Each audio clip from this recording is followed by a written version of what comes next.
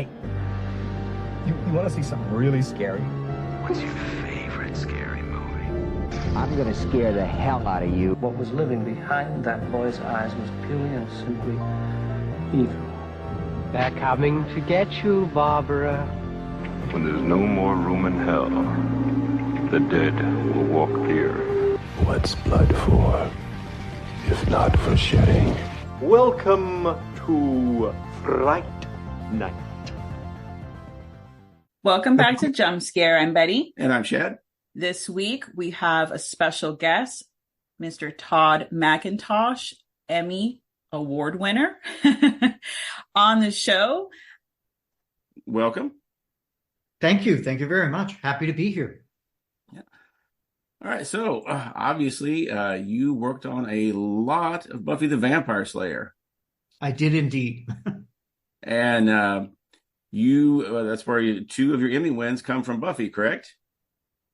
One of the Emmys. Oh, anyways. My first Emmy was for Buffy, and it was obviously for prosthetic makeup.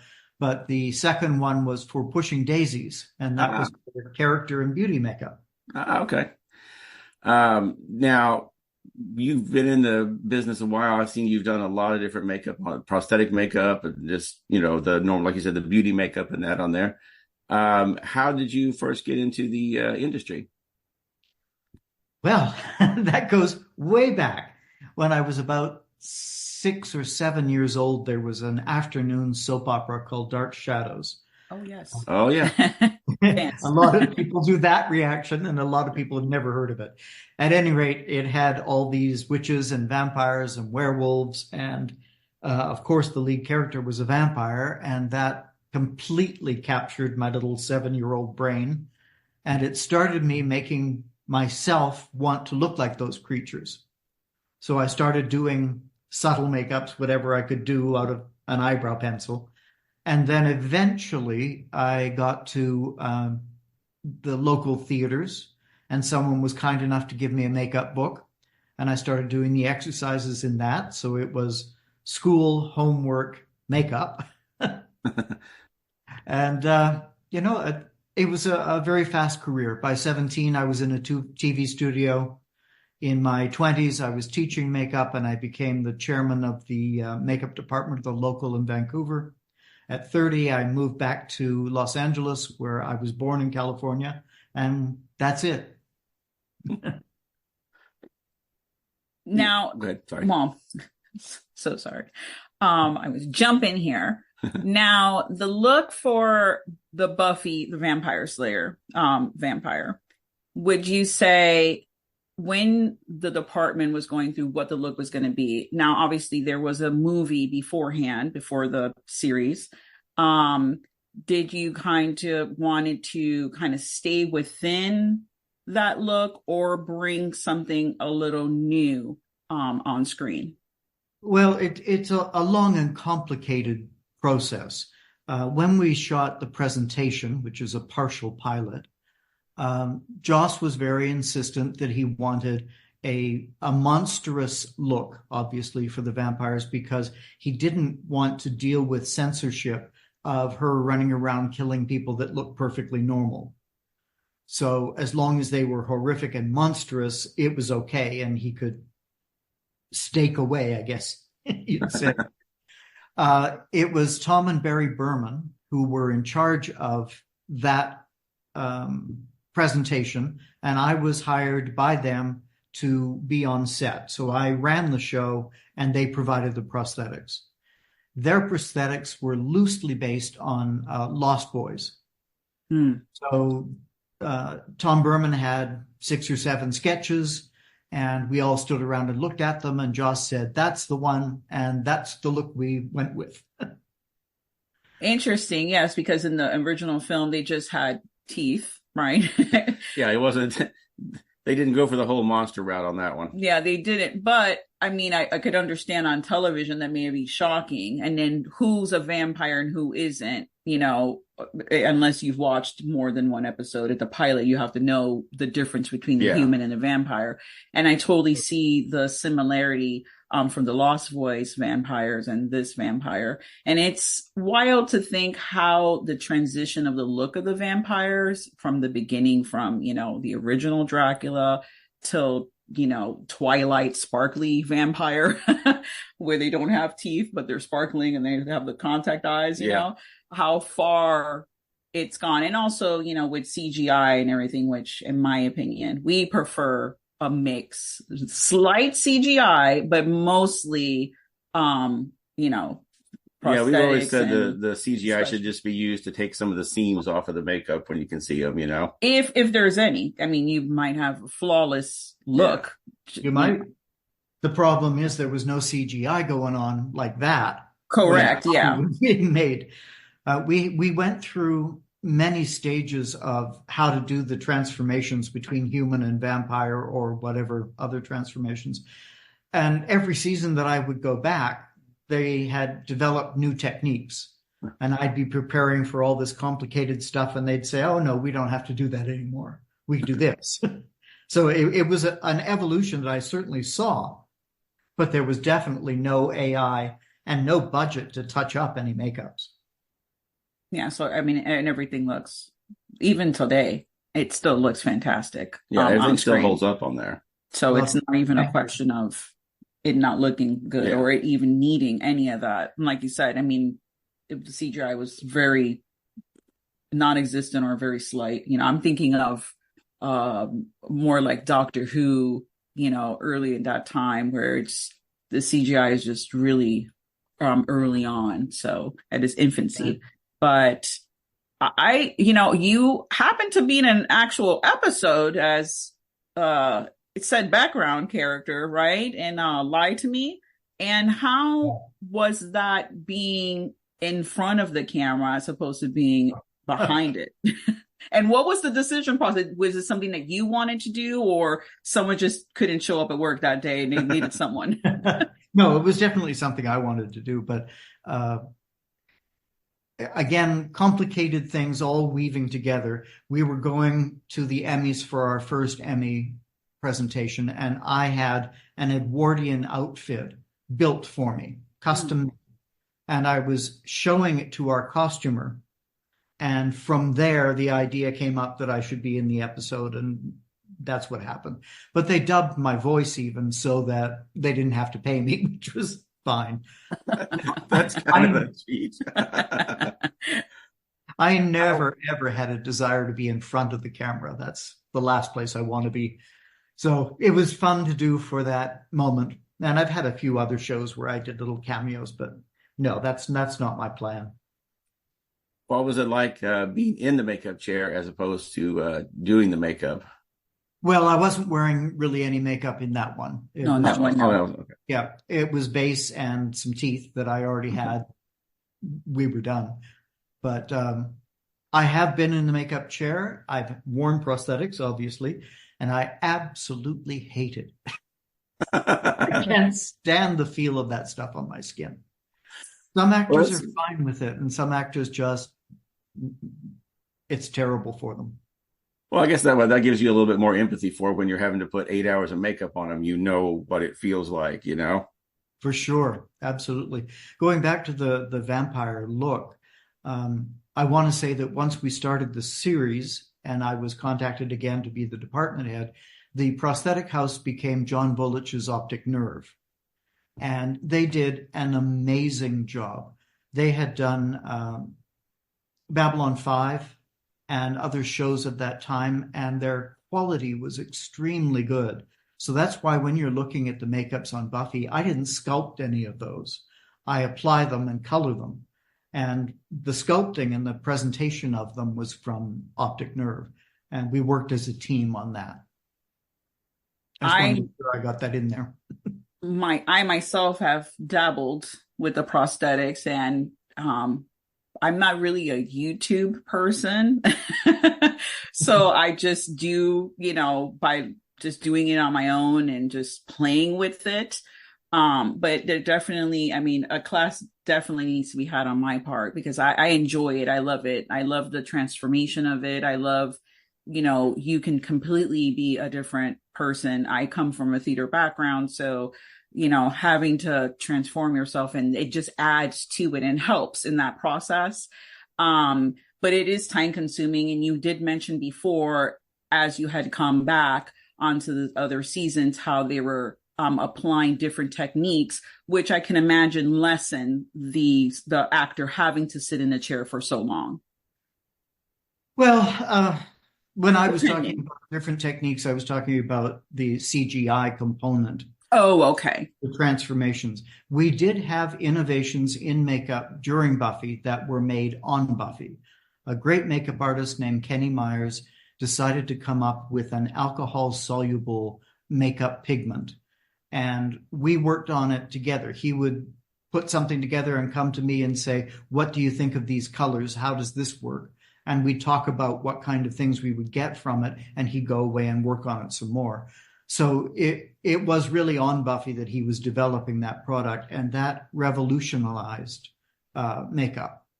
Until that time, I can give you an example. There's a vampire in a fight sequence. And Joss really wanted them to be pale at first. And we were having an incredible struggle because it was a tin warehouse. And it was summertime in LA. And they were doing these fights in full costumes and were sweating everything off. We couldn't keep anything on. So they had white faces and pink necks. And if we'd had an alcohol-soluble pigment at that time, it would have solved that problem. So it did change a lot of things in makeup, but really it wasn't till the end of Buffy that things like the silicone makeups that we see nowadays, like on the Penguin, started to take over. Hardly anyone uses foam now. It's all silicone. That's much more durable, I would imagine, to hold up to repeated use in that. To tell you the truth, silicone is much more delicate.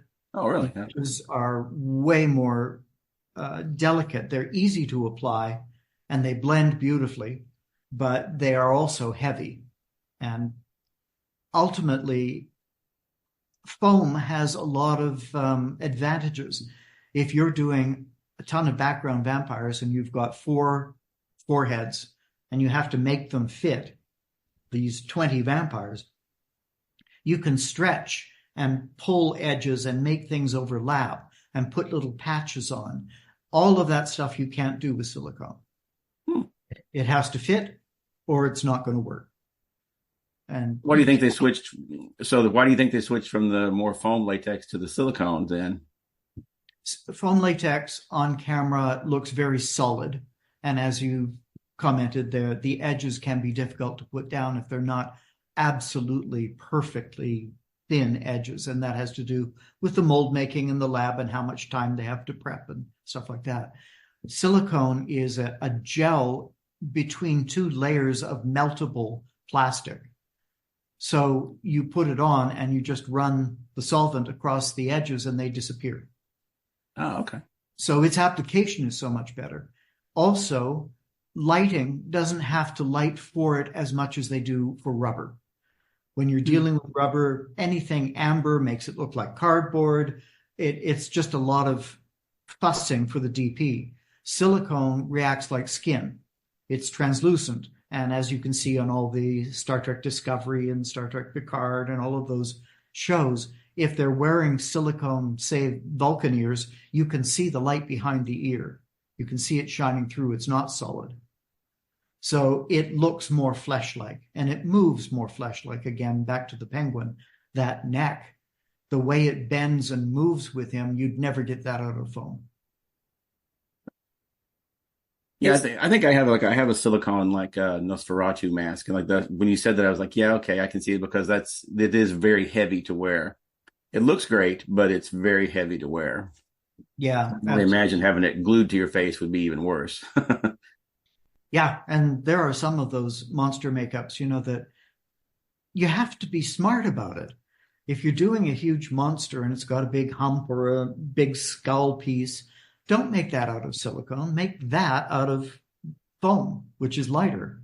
Then make the face out of silicone and stick that on. Yeah.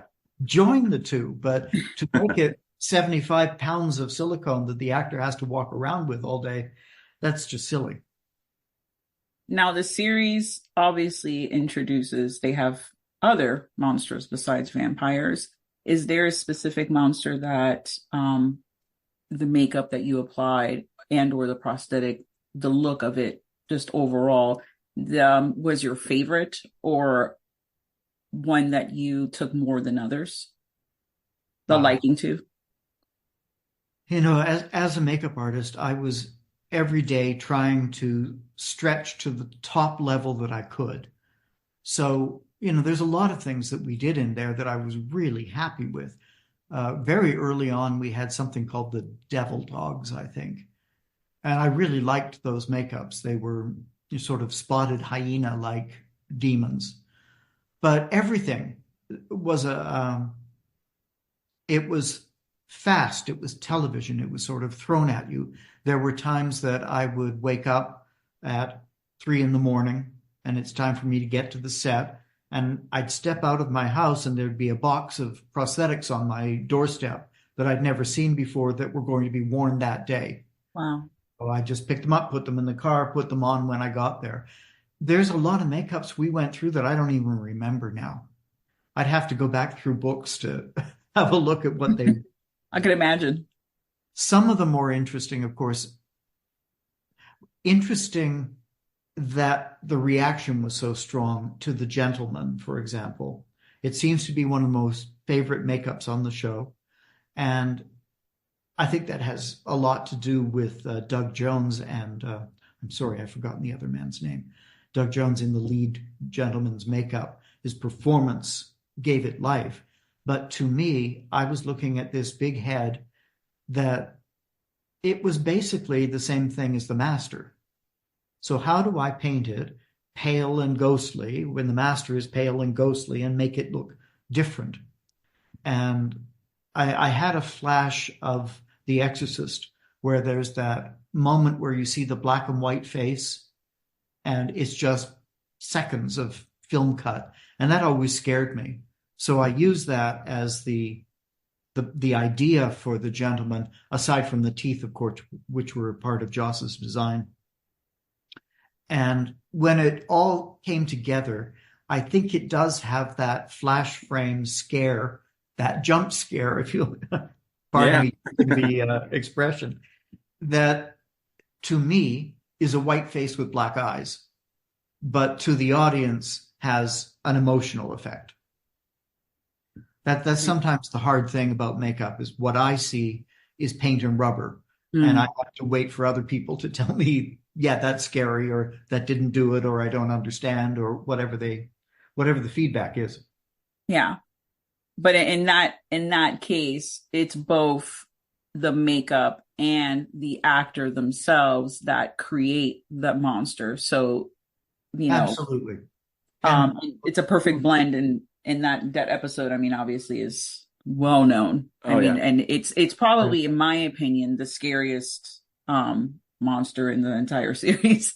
But I may be biased because I'm desensitized, because obviously I'm looking at monsters all the time. So I'm not as scared as others. Someone else might see another monster, another episode, or just the vampires themselves, and might, have fear just from that itself. So, well, that one always stood out because just the whole twist of it being silent with no one talking. Oh, that kind of stuff, that really adds to it as well, because no one's really talking to explain everything. You have to pay direct attention to what they're putting on the screen and that. So that was always unique because of that. Yeah. I mean, I would go as far as to say maybe, and who knows, but Slender Man. I mean, maybe that's what, inspired that, because it's a long gentleman in a suit, with a white face. I don't know if you've seen this.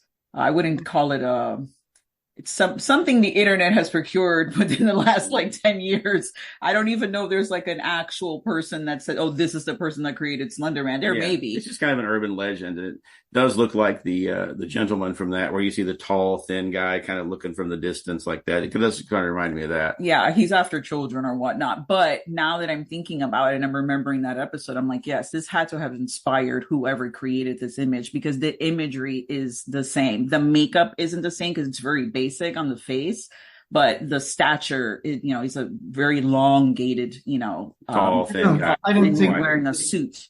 I don't think it's possible to pin down one reference like that. Exactly. Certainly, Joss, I mean, he designs all of this stuff. The script says a white, veiny demon. Okay, so Optic Nerve draws that. He picks out of the 5 drawings and they go ahead and create it. It's a much more off-the-cuff kind of thing.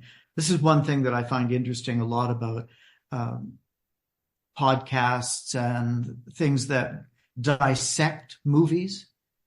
There's a lot read into it that really wasn't on the mind of the people who were making it at the time. The Master is an example of that.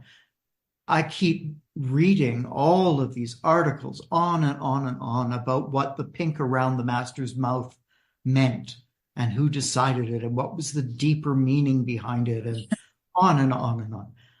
I was out of ideas on how to paint it. And I looked up on my station and saw a picture of my old white cat. And he was losing his hair around his mouth and his chin. And it was pink. And I thought, okay, that's cool.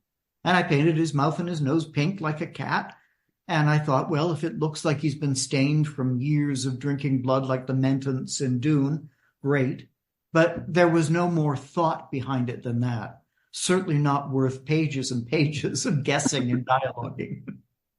Well, that just goes to show how much people enjoy the show, because you don't, shows like Buffy and Star Trek and that, you see where people spend a lot of time dissecting it and talking about it. Whereas, just something like Three's Company was popular, but there's not a lot of think pieces about things that happened in Three's Company, Right. Because people liked it and then just went on. They didn't, it didn't inspire people, things like Buffy, Star Trek and that, they inspire people to go into the makeup business, into special effects, into writing, things like that. And I think that's why you get so much more, like you said, people are dissecting it and going on about it because they just love it so much. They just want to they find something new to talk about with it, And that's fine. That it makes sense. Everything that you're saying. The thing for me is I always like to get to the root of a situation. Yeah. So I'd email me and say, why'd you put the pink on the mouth? That's a big answer. Yeah, you would think. I guess in the public's mind, it's just like, well, they're not going to reply to that, or I'm sure they receive, like we go to a lot of conventions, so we don't. There are questions that we will ask, and there's questions that we won't ask because we know, well, this person's probably been asked this 5,000 times just today. So you just go in there with the assumption of they've heard this before, it's nothing new kind of thing. But it's interesting to hear you say, what the inspiration was behind that, the Master. And then it was this is just what it was. There's nothing behind it. It's just, that's it. It was what I saw. I thought it was cool and I went with it. Most of the, it's hard to be imaginative all the time. It's hard to be creative. And that is one of the questions that I get repeatedly asked. How do you keep your imagination going in these circumstances? A lot of it is visual for me. I had reference books on dinosaurs, on bugs, on, everything in my makeup area. But I also would wander around a grocery store and, there's a fruit with a strange pattern on it. Maybe I can use that. I remember, again, a time I was struggling was with the Glory characters' minions. I really didn't know what to do with it. They looked sort of gnome-like, but it was very similar to a lot of other things we'd done. So I decided to take a walk, and there was a soundstage we weren't using, so I used that, and I was walking around and just trying to figure out what to do. And I saw a roll of carpet, and I kicked it, on the flap that was laying open, and it rolled over and there was mold growing on it. And I said, that's it. And I went back, and all of the minions have this sort of mottling of gray-green on their skin, and that came from a moldy carpet. Wow. That's a good, it always surprised me when you hear that too, that it was something as simple as that inspired a look, that it's, like you said, you just kicked over a carpet and that inspired, and that was a very creepy look for those, I remember that being, because the idea, again, that goes back to something you don't want to have happen to you. You don't want anything on your body like that. And so when you see that, you're instantly creeped out by it. And you're like, oh no, please don't let that happen to me. Right. That in a side story was one of the very first times we had a total panic actor. He was supposed to be the lead of Glory's minions, and I put him in the makeup. And he was incredibly quiet. He did his day's work, and I never saw him again. He hated it so much, and he had such claustrophobia from wearing it that he never returned. Oh, wow. Sometimes that does happen. Like I say, there are actors who just can't take this kind of makeup. You have to know that about yourself if you're an actor. Did you account? Was that the only one you really had where people couldn't handle wearing the makeup? We had a couple of background people, and I can't blame the background. Sometimes they didn't tell them they were going to be in a makeup, or they'd never watched the show. They knew they were going to be a vampire, but they thought that was just white paint and some teeth. So when it came to having something glued on them, there was a problem. I have a sort of standing rule. Well, I don't have it anymore because I'm retired. I had a standing rule that if an actor came to me, or a stuntman or a background, and said that their skin was hurting, burning, or prickling under the makeup came off.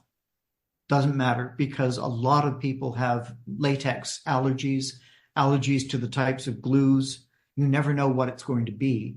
And the ADs would say, oh, no, you're not feeling anything. That's just normal. And they'd send them back to work. And you can't do that. Once you peel it off and you see all this dermatitis underneath it, you know that person's complaints were real. And I can't make that decision. They have to. So. Is there something you would like to share with the audience on your experience on being on set with Buffy the Vampire Slayer? Honestly, I don't remember most of it. I can tell you it was a while ago. Not only was it a while ago, it was absolutely exhausting. We did minimum 15-hour days, at least makeup did. And I did my first 24-hour day on the show. Wow. We called it Buffy the Weekend Slayer because every Friday we would work into Saturday morning at sunrise.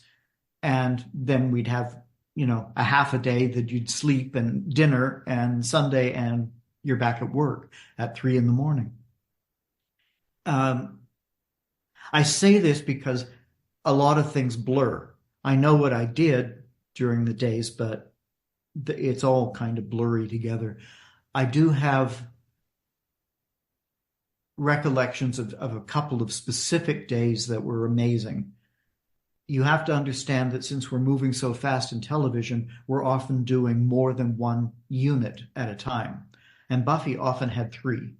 So I was running 3 separate film sets out of my trailer and staffing them and making sure that, all the makeups were done, often doing them myself and sending them to the various places they were going. And even some of those, you would be on location on one. So I'd start on location and then come to the studio and start up the other 2.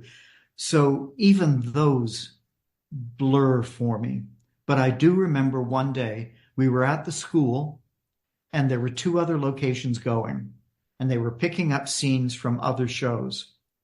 And at that time, I was teaching the journeyman classes for the union. That is, all of the things a journeyman is expected to know to be a department head. So it includes build-ups and clown makeup and bald caps and laying a beard and all of that. I did everything in the union journeyman class in that one day. Wow. With the 3 units going. So again, it's important. I'm saying this loudly for all makeup artists. It's important for a department head, especially on a TV show where the budgets are considerably lower, to have a bag of tricks, to have all those skills in their pocket. Otherwise, the production is spending extra money because you don't know how to lay a beard. We have to bring a special person in to do that. To me, every skill you are without is a job you are without. So that's always been my driving force, including beauty makeup. All prosthetic artists should be able to do a beauty makeup. This is why I'm an amateur in the FX makeup, because I am terrible at beauty makeup, believe it or not.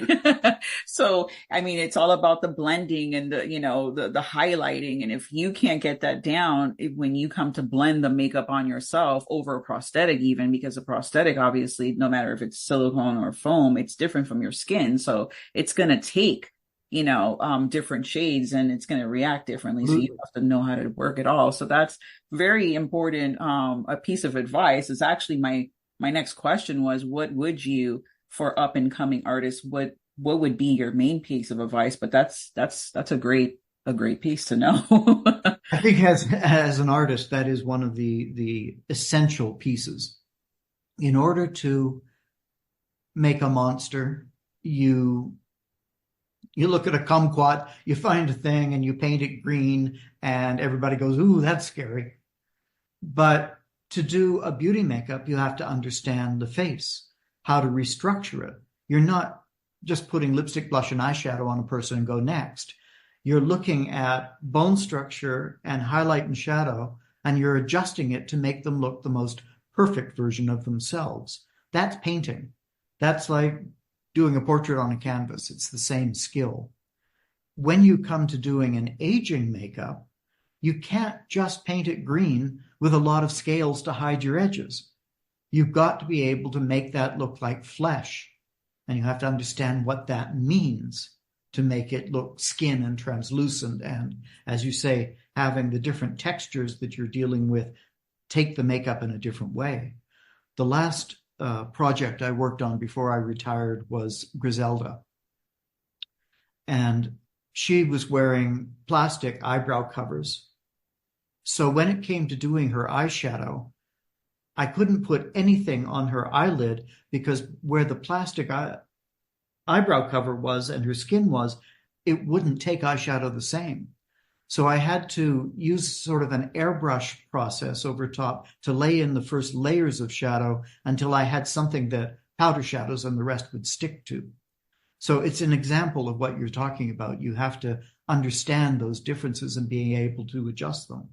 But anyone who can do a beauty makeup and a superb aging makeup can make a monster. That's fun. That's playtime. All right. Well, thank you very much for being with us here today. We really appreciate it. We want to mention that as of October 1st, Buffy is on Tubi, which is one of our favorite places to catch anything because there's a lot to watch on Tubi. They have a great variety of shows and films, a lot that I've never heard of.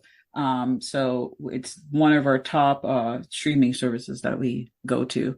Yeah, there's always something new you find on there that you were like, I didn't even know this existed. A movie we found the other day called Scream that came out in the 80s that I had never heard of. And it was not the Wes Craven one. It was a completely different one. I'm like, okay, well, let's give it a try. Yeah. There's a lot of, the media dies off and they don't go over to, they DVD, probably a lot of even leave VHS. You're just stuck back in that original format. But we appreciate your time and thank you so much for being on our show. Of course. Thank you for asking me. It's been a pleasure. Thank you so much. And stay tuned to the horror. And now, folks, it's time to say goodnight. We sincerely appreciate your patronage and hope we've succeeded in bringing you an enjoyable evening of entertainment. Please drive home carefully and come back again soon. Good night.